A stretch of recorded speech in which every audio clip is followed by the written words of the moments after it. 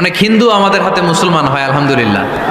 যে হিন্দুরা আছে সেখানকার সুপার স্টোর থেকে, শপিং মল থেকে ওইটা কিনে কিনে পান করে। ইসলাম এটা আমাদেরকে শিখায় নাই। হিন্দু ধর্মের অনেক ভাইরা আমার আলোচনা শুনে। সকালে দুপুর সাজে তোর কিনারায় বসে করতাম কত গুণগান তো। কেউ মনে মাইন্ড করবেন না যে আমি একটা হিন্দু ধর্মের মেয়ে হয়ে কেন গজল করতেছি, আমার ভালো লাগে। আল্লাহর নবী বললেন, কোন মূর্তির নামে কসম করলে আমি মুহাম্মদ জবাব দেই না। দুর্গা পূজা আসলে আমরা মুসলমানেরা মনে করি এটা আমাদের উৎসব। আসসালামু আলাইকুম ওয়া রাহমাতুল্লাহি ওয়া বারাকাতুহু। প্রিয় দর্শক, হিন্দু মেয়ের কণ্ঠে ইসলামী গজল শুনে মিজানুর রহমান আজহারী সহ বিজ্ঞ আলেম ওলামাগণ অবাক হয়ে গেলেন। প্রিয় দর্শক, হিন্দু মেয়ের ইসলামী গজল নিয়ে বিজ্ঞ আলেম ওলামাদের বক্তব্য কি, মন্তব্য কি, চলুন আমরা জেনে আসি। আজকে আমাদের বিশেষজ্ঞ প্যানেলে মিজানুর রহমান আজহারী সহ বিজ্ঞ দুইজন আলেম রয়েছে। এই দুইজন বিজ্ঞ আলেমের কাছ থেকে আমরা জানবো যে আসলে এই হিন্দু মেয়ের কণ্ঠে এই ইসলামী গজলকে নিয়ে বিজ্ঞ আলেম ওলামাদের বক্তব্য কি, মন্তব্য কি, কোরআন ও হাদিস আমাদেরকে কি বলে, চলুন আমরা জেনে আসি। আমরা শুরুতেই ডক্টর মিজানুর রহমান আজহারীর বক্তব্যটি শুনে আসি। অনেক হিন্দু আমাদের হাতে মুসলমান হয় আলহামদুলিল্লাহ। তাদের ধর্মে একটা বিধান আছে, ভালো হিন্দু হতে চাইলে আপনাকে গোমূত্র পান করতে হবে। হিন্দু ধর্মের প্রতি শ্রদ্ধা রেখেই বলছি, মানে গরুর পেশাব পান করতে হবে। এবং অবাক করা কাণ্ড, তারা ইন্ডিয়া থেকে এটাকে রপ্তানি করে ইউরোপ আমেরিকাতেও পাঠায়। কারণ ইউরোপ আমেরিকার যে হিন্দুরা আছে সেখানকার সুপার স্টোর থেকে, শপিং মল থেকে ওইটা কিনে কিনে পান করে। গরুর পেশাব, এটা খাইলে তোর 1 কোটি টাকা দিব। খাইবেন? আমি কমু তুই নিয়ে আইসোস, তুই খা, ঠিক কিনা? কারণ আমাদের রুচিতে এটা ধরে না। ইসলাম এটা আমাদেরকে শিখায় নাই। তো ইসলামটা হচ্ছে রুচিসম্মত ধর্ম, স্বভাব সুলভ ধর্ম। তারপর হিন্দু ধর্মে ছোট বাচ্চাদেরকে পবিত্র করতে হলে, মেধাবী করতে চাইলে গোবরের স্তূপ করে ওখানে ফেলে দিতে হয়। ওই বাচ্চা ছুটে আসবে, কান্না করবে, আবার ফেলতে হবে। ওর গা গোবর দিয়া একেবারে বিউটি পার্লারিং করে তারপরে ওর গোসল করাইলে ও খুব ভালো হয়ে যাবে। এরকম আইডিওলজি তারা বিলিভ করে। এটা কি আমাদের আকলে ধরে? আমাদের ধর্মে এরকম কোনো বিধান আছে? হিন্দু ভাইরা যদি থেকে থাকো, just ponder on the news. এই বিষয়গুলোর উপর একটু থিঙ্ক করো, একটু ভাবো, চিন্তা করে দেখো। ইসলাম হচ্ছে দ্বীনুল ফিতরা, স্বভাব সুলভ ধর্ম। এইখানে মনে মানে না এরকম কোনো বিধান আল্লাহ দেয়। হচ্ছে দ্বীনুল ইলম, এটা জ্ঞানের ধর্ম, জ্ঞানের উপর প্রতিষ্ঠিত। এই ধর্মের প্রথম কথা হচ্ছে পড়ো। প্রথম কথা কি? আরবিতে কি? বিসমি রাব্বিকাল্লাযী, read in the name of your lord who has created. পড়ো তোমার প্রভুর নামে যিনি তোমায় শিখিয়েছেন। সুবহানাল্লাহ পড়েন। আবু দারদা রাদিয়াল্লাহু তাআলা আনহু বলতেন, কুন আলিমান, আলেম হও, আও মুতাআল্লিমান, অথবা আলেমের ছাত্র হও, আও মুত্তাবিআন, অথবা আলেমের ফলোয়ার হও, আও মুহিব্বান, অথবা আলেমকে ভালোবাসো, ওয়ালা তাকুনিল খামিস, 4টা হইও, 5 নাম্বার হইও না, ফাতাহলিক, তাহলে ধ্বংস হয়ে যাবা। 5 নাম্বারটা হচ্ছে আলেম বিদ্বেষী, খবরদার আলেমদের পিছনে লেগো না। এখানে উল্টাপাল্টা কথা বলার সুযোগ।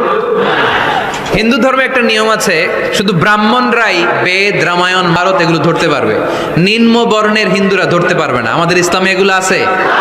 কোরআন শুধু আমরাই ধরতে পারবো, আপনারা পারবেন না। অনেকে এরকম বলে যে আলেমরা কোরআন ধরবে, অন্যরা ধরতে পারবে। তো কেউ যদি আপনারে বুঝায়, খবরদার কোরআন ধরা যাবে না, এটা আলেমরা ধরবে, তোরা ধরতে পারবি না, মানবেন কথা? কোরআন সবার। আমি আরবি বুঝি না, আমি বঙ্গানুবাদ করে কোরআন বুঝবো, কোরআনের দাওয়াত করবো, চিল্লা এখন ঠিক কিনা? বাল্লিগু আন্নি ওয়ালাউ আয়া। প্রত্যেকেই প্রেরণার বাণীবাহকের কাজ করতে হবে। যতটুকু জানি পৌঁছে দিব। আমি বেশি জানি তো আমি বেশি বেশি ছড়াবো। আপনি জানেন শুধু লা ইলাহা ইল্লাল্লাহ, এইটাই আপনি ছড়াই দিবেন, ঠিক কিনা? কেউ যদি বলে কোরআন পড়া যাবে না, ধরা যাবে না, এটা বোঝা পড়া আলেমদের কাজ। শুনবেন, জল জলে সূর্যের মতো আল্লাহ ইসলামকে রেখে দিয়েছে, আলহামদুলিল্লাহ পড়েন। এই ইসলামের বিজয়কে কেউ ঠেকায় রাখতে পারবে?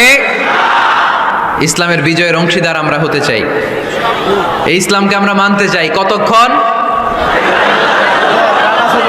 এটা কার ধর্ম? নাকি শুধু আমাদের? এটা হিন্দুদেরও ধর্ম, বৌদ্ধদেরও, খ্রিস্টানদেরও, আস্তিকদেরও, নাস্তিকদেরও। হিন্দুরা মানে না, তো আমরা কি করব? ইসলাম কি শুধু আমার বাপদাদার সম্পত্তি? যে কেউ ইসলামে ঢুকতে চাইলে আমাদের দরজা তার জন্য খোলা আছে না নাই? হিন্দু যদি বলে কালিমা পড়বো, দরজা খোলা না? খ্রিস্টান যদি বলে মুসলমান হব, দরজা খোলা না? আস্তিক যদি বলে, নাস্তিক যদি বলে আস্তিক হতে চাই, তার জন্য সুযোগ আছে না নাই? কিন্তু আপনি চাইলে ইহুদি হতে পারবেন না, জানেন? জন্মসূত্রে ইহুদি হতে হয়, তাও আপনার মা হতে হবে ইহুদি। আপনার বাবা ইহুদি কিন্তু মা অন্য ধর্মের, তাইলে আপনি দুনিয়াতে আসলে আপনি ইহুদি হবেন? আল্লাহ নিজের পরিচয় যখন দিয়েছেন, আল্লাহ কি বলছে? আমি মুসলমানদের রব, আমি মুত্তাকিদের রব, টুপিওয়ালাদের রব, দাড়িওয়ালাদের রব। তিনি বলেছেন রব্বুল আলামিন গো, আমি আপনাকে গোটা বিশ্বের জন্য রহমত করে প্রেরণ করেছি। কোন সুবহানাল্লাহ। আল্লাহ কি বলেছেন রহমাতাল্লিল মুত্তাকিন, শুধু মুত্তাকিদের জন্য তিনি রহমত? আল্লাহ কি বলেছেন বিশ্বনবী শুধু মুসলমানদের জন্য রহমত? আল্লাহ কি বলেছেন রাহমাতাল্লিল আলামিন। তাহলে এটা উমুম, এটা সবার ধর্ম, এখানে সবার অধিকার আছে, চিল্লায় বলতে হবে, ঠিক কিনা? তাইসির মানি সহজ, তাইসির মানি ইসলাম কঠিন না সহজ? জোরে বলেন। ইউরিদুল্লাহু বিকুমুল ইউসরা ওয়ালা ইউরিদু বিকুমুল উসর। আল্লাহ তোমাদের জন্য সহজ চায়, কঠিন চায় না। ওমা জাআলা আলাইকুম ফিদ্দীনি মিন হারাজ। আমাদের দ্বীনে, ইসলাম ধর্মে কোনো কাঠিন্যতা নাই ভাই। আপনার পাশের ঘরের হিন্দু ভাইটার সাথে যখন কথা বলবেন, প্রথমেই বলবেন ইসলাম খুব কঠিন, নাকি? কি বলবেন? সহজ। কতটা সহজ দেখেন। দাঁড়িয়ে নামাজ পড়া কি ফরজ, দাঁড়াতে না পারলে বসে নামাজ পড়লে কবুল করবে কে?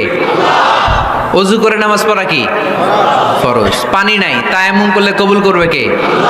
তো কিচ্ছু না থাকলে বিয়ে করবা কেমনে? কোরআন পারো? সাহাবী রাদিয়াল্লাহু আনহু বললেন পারি। এক মেয়েকে বললেন তুমি পারো? কয় না পারি না। বিষ্ণু বললেন আসো বিয়ে পড়াই দেয়। দুজনের বিয়ে পড়াই দিলেন। তোমার স্বামীর পার্থিব জগতের কোনো সম্পদ নাই যেটা দিয়ে মোহরানা আদায় করবে। তুমি কোরআন পারো না, কিন্তু তোমার স্বামী সাহাবী কোরআন পারে। সে প্রতিদিন আর রাতে তোমাকে একটু একটু করে কোরআন শিখাইয়া দিবে। এটাই মা তোর বিয়ের মোহর। ইসলাম খুব কঠিন না, আমরা কঠিন বানাইছি মৌলবীরা। ইসলাম সহজ, এতদিন করে কঠিন বানায় রাখছে আপনাদের কাছে। কঠিন কঠিন করে প্রেজেন্ট করেছে ইসলামকে, কঠিন বানাইছে আর কিলাকিলি শিখাইছে।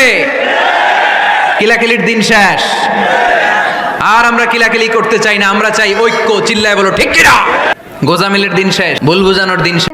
কেউ মনে মাইন্ড করবেন না যে আমি একটা হিন্দু ধর্মের মেয়ে হয়ে কেন গজল করতেছি। সো আমার ভালো লাগে যে আমাদের যে ধর্ম, যার যার ধর্ম তার তার পালন করা উচিত, কিন্তু আমার এই গজলগুলো খুবই ভালো লাগে, মন থেকে আসে। তো আমি এর জন্য একটু ট্রাই করতেছিলাম, ভালো লাগে বিদায় আমি করতেছিলাম। কেউ আমাকে খারাপ দৃষ্টিতে দেখবেন না। আপনাদের যদি ভালো লাগে, পরবর্তীতে আমি আবারও আপনাদেরকে প্রেজেন্ট করার চেষ্টা করব। আর সবাই একটু আমার জন্য দোয়া করবে। তোর কিনারায় থাকতাম, তুই করলি আমায় পর। ও নদী রে, তুই ভাঙলি আমার ঘর। সকালে দুপুর সাজে তোর কিনারায় বসে, সকালে দুপুর সাজে তোর কিনারায় বসে করতাম কত গুণগান তো। ভাঙলি আমার ঘর, তুই করলি আমায় পর। তোর কিনারার মাটি দিয়ে বাঁধা ছিল ঘর, ভাবিনি কখনো তুই হয়ে যাবি পর। ভাবলি না তুই আমার কথা, অশ্রু এসে দু চোখ ভরে যা। আমি তো ভাবিনি তোকে পর।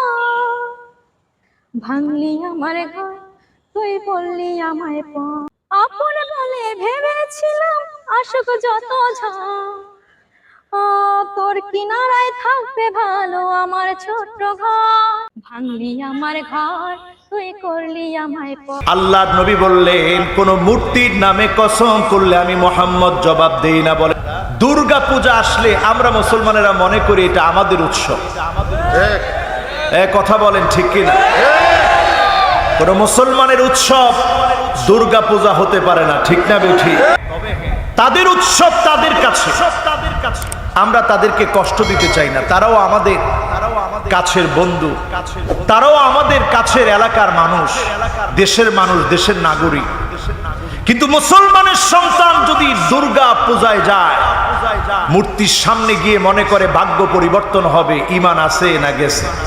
এমন একটা সময় আসবে আমার ভাইয়েরা, সময় সামনের দিন দেখবেন, শিবরন বিশিবরিন বিগত বিগত কাফেরদেরকে অনুসরণ করা শুরু হয়ে যাবে। হিন্দু পূজায় যাবে, মুসলমানও পূজায় যাবে। এখন সময়টা এসেছে কি আসে না? আল্লাহর হাবিবের জামানায় আনাস বিন মালিক রাদিয়াল্লাহু তাআলা আনহু বলেন, নবীজির জামানায় একজন নাসারা মুসলমান হলেন। নবীজি তাকে বড় আদর করলেন, ভালোবাসলেন। আল্লাহর নবী কোরআন শিখালেন, নিজের দপ্তরে চাকরি দিলেন।